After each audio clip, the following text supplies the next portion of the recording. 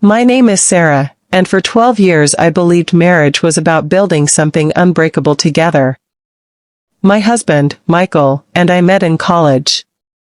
He was steady, kind in small ways, bringing me coffee on long study nights, remembering my favorite songs. We married young, bought a modest house in the suburbs, and dreamed of filling it with children someday. My younger sister, Lena, was always part of our lives. She lived nearby, came over for Sunday dinners, laughed at Michael's bad jokes. I never once worried about them. The first cracks appeared slowly. Michael started working late more often. Lena began dropping by when I wasn't home. I told myself it was nothing, family helping family. But one rainy October evening, everything shattered. We were sitting at the kitchen table after dinner. Michael looked at his hands for a long time before speaking. "Sarah," he said quietly, "I can't keep pretending. I've fallen in love with Lena. It's been growing for years. I tried to stop it, but I can't." His words landed like stones in still water. I felt the room tilt. I asked the only question that mattered, "Does she feel the same?" He nodded. "She does." I didn't scream. I didn't cry right then. I just stood up, walked to the bedroom, and closed the door. Behind it, the sobs came hard and silent. The man I had built my adult life around had chosen my own sister, the girl I had protected, shared secrets with, loved like a second self. The betrayal doubled every time I pictured them together, the glances I had missed, the moments they stole while I was trusting them both. The days that followed were a blur. Michael moved out within a week. Lena didn't even try to explain at first. When she finally called, her voice trembled. "I'm sorry, Sarah. I didn't mean to hurt you.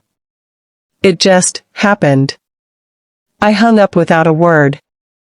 Family dinners ended. Holidays became solitary. Friends didn't know what to say. Some quietly took sides, others disappeared. The worst part was the silence where laughter used to be. I spent months in a fog of grief. I lost weight. I couldn't sleep. At night I replayed every memory, searching for signs I had ignored. Was I too focused on work? Too predictable? Too trusting? The questions looped endlessly. But slowly, something else grew inside the pain, anger, not the explosive kind, but a quiet, burning resolve. I refused to let this define the rest of my life. I started small. I joined a support group for betrayed partners. Hearing other women's stories, some almost identical, reminded me I wasn't alone, wasn't broken beyond repair. I went back to therapy. I began running in the early mornings, letting the rhythm of my feet drown out the thoughts. I reconnected with old friends who had nothing to do with my old life. And I changed things I could control: new haircut, new clothes, new routines. A year later, Michael and Lena were married. I wasn't invited, of course. I heard about it through a cousin who felt guilty enough to tell me. That day, I didn't stay home crying. I drove to the coast alone, sat on the beach until sunset, and let the waves carry away what I could. It wasn't easy, but it was mine. Time did its slow work. Michael and Lena's life wasn't the fairy tale they imagined. I heard whispers, arguments, money troubles, regrets. One evening, almost 2 years after the divorce, Michael called. His voice sounded smaller. He asked if we could talk. He said he had made a terrible mistake, that he missed what we had, that things with Lena weren't what he thought. He even asked if there was any chance. I listened quietly. Then I said, "Michael, you made your choice. I had to make mine too. I'm happy now, in a way I never was before." I wish you well, but this chapter is closed.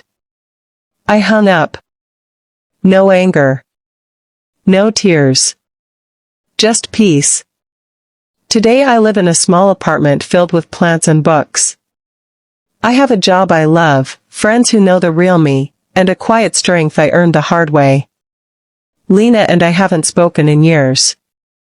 Sometimes I miss the sister I thought I had, but I've learned family isn't always blood, it's who shows up when it hurts most. Betrayal like this leaves scars, but it doesn't have to leave you broken forever. You survive it one breath at a time. You rebuild. And one day, you look back and realize the person who walked through fire is stronger than the one who never had to. If this resonates with you, or if you'd like to talk more about it, I'm here. You're not alone.